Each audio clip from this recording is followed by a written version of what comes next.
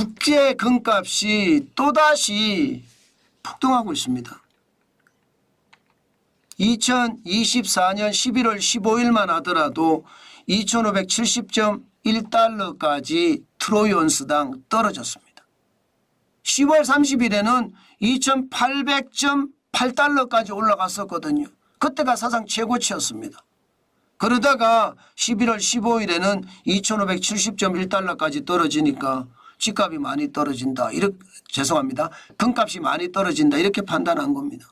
그만큼 도널드 트럼프 전 대통령이 재선에 성공하면서 우크라이나 러시아 전쟁은 24시간 만에 끝내겠다 이런 얘기를 했거든요. 그 얘기에 영향을 받아서 위험자산에 대한 선호도가 그만큼 줄어든 거예요.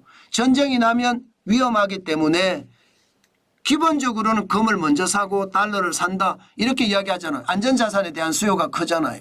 그런데 최근에 지금 우크라이나 러시아 전황은요 굉장히 나빠지고 있습니다. 뭐 당장 미사일이 발사가 되고 있죠. 미사일 전 난타전이라고 이야기합니다.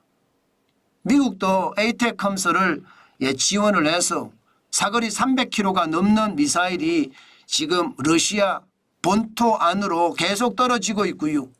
또 영국도 스톰 섀도우라는 미사일을 공급을 했습니다. 그래서 러시아 각 지역으로 지금 미사일이 떨어지고 있고요. 여기에 프랑스까지도 이제 미사일을 공급을 하기 시작을 했습니다. 그러니까 러시아 여기저기 지역에는요. 미국의 미사일, 영국의 미사일 그리고 프랑스의 미사일이 떨어진다는 뜻이에요.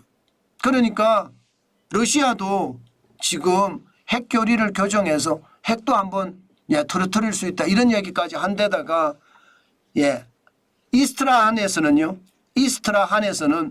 지금 ICBM탄이 지금 우크라이나 드니프로로 떨어졌습니다. 여기에다가 다탄두 미사일이 지금 다탄두면 탄두가 몇 개 많다는 뜻이에요. 많은 미사일이 지금 떨어지기도 하고요. 또한 더 심각한 것은 극초음속 미사일이 러시아에서 우크라이나로 쌓아졌습니다. 이것은 방어도 못한다고 합니다. 극초음속이기 때문에. 그만큼 전황이 어려워지니까 안전자산에 대한 선호도가 커지고 그러니까 금값이 굉장히 크게 치솟고 있습니다. 이대로 가면 모건 스탠리는요.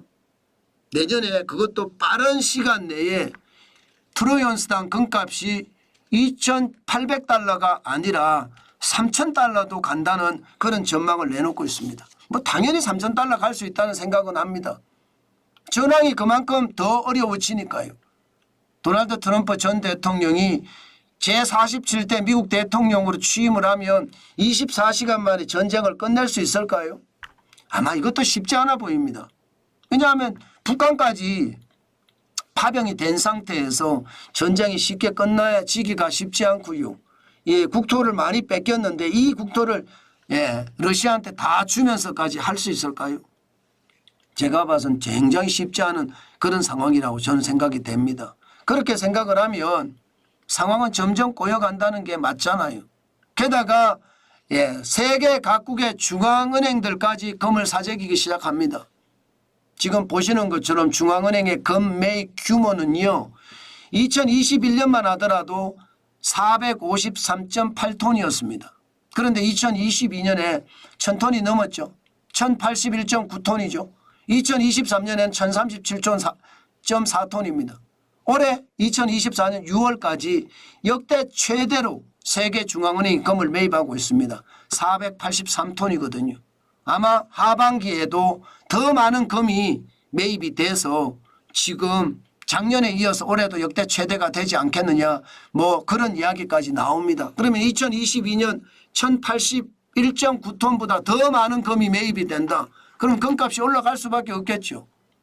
게다가 실제 말입니다. 세계 중앙은행들의 금이 매입을 하는 것을 보면 각국이 갖고 있는 금들도 상황에 따라 더 늘어나는 곳이 많습니다.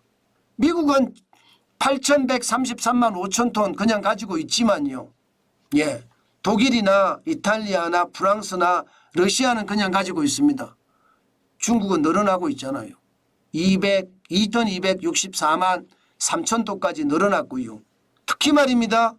스위스가 조금 줄었습니다. 1039만 9천 톤으로 조금 줄었는데 인도가 갑자기 늘어났어요. 인도가 854만 7천 톤으로 일본을 제쳐버렸습니다. 일본이 846만 톤을 가지고 있거든요. 일본을 제쳐버리고 인도가 올라갔습니다. 중앙은행이 계속 매입을 한다는 뜻이잖아요. 대만도 422만 7천 톤이에요. 영국도 310만 3천 톤이고, 그러니까 국가별로 금을 계속 매입을 하고 있는 거죠. 우리는 아닙니다. 우리는 104만 4천 톤 가지고 있는데 우리는 굉장히 적게 갖고 있어요. 선진국이라고 하지만 우리는 금의 보유량은 세계 36위밖에 되지 않습니다. 중요한 것은 세계 각국들이 금을 사고 있다. 금을 사재한다. 중앙은행들이 계속 사재고 전쟁은 더 격화되고 금값은 결국 말입니다. 트로이 온스당 3,000달러 간다는 이야기는 틀린 말이 아니겠다 이렇게 생각을 합니다. 아마 앞으로도 금값은 기본적으로 올라갈 겁니다. 금이 떨어지기는 합니다. 경제가 좋아지면 금값은 떨어집니다. 여러분 보시는 것처럼 1970년부터 2024년까지 금값은 계속 우상향했죠. 그러다가 경제가 좋지 않을 때 질퍽질퍽했습니다.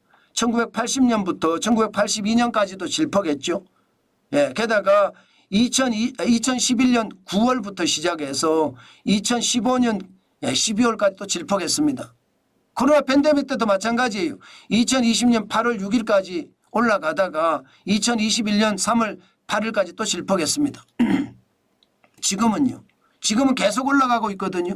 이렇게 올라갈 때는 위기라는 걸 우리는 인식을 하고 이게 결국은 더 큰 위기가 왔을 때 올라갈 거예요. 그러다가 질퍽할 겁니다. 저는 질퍽할 때 금을 사자 그 말씀 제가 많이 드립니다. 전체적으로 포트폴리오를 갖추기 위해서는 금을 사는 게 맞아요. 일정액을 일정 분량으로 n분의 1이라고 해야 되나요? 내 포트폴리오를 갖추기 위해서 금을 사는 건 맞는데 과연 지금이 맞을까에 대해서는 여러분 진짜 많이 생각을 해 보셔야 됩니다. 금은 더 올라갈 겁니다. 계속 올라갈 거예요. 지금 봐서는. 저는 조금 더 기다리는 게 어떨까? 질퍽할 때까지 기다리는 건 어떨까? 저는 그런 생각도 많이 한다는 뜻입니다. 시장 우리가 냉정하게 보면서요. 시장을 더 지독하게 보는 것도 저는 잊지 말았으면 좋겠습니다. 그래야 시장을 바로 보지 않을까 싶어요. 요즘 같은 시장은 워낙 변수가 많고 또 그 변수에 따라서 굉장히 크게 움직이기 때문에 시장을 너무 말입니다. 너무 긍정적으로 보지 마시고 좀 경계감을 가지고 보셔야 되는 것 저는 반드시 필요하다고 생각해요. 반드시 필요하다고. 그래서 여러분 아주 독하지만 경계감을 가지고 봐야 된다는 말 다시 한번 강조해서 드리겠습니다.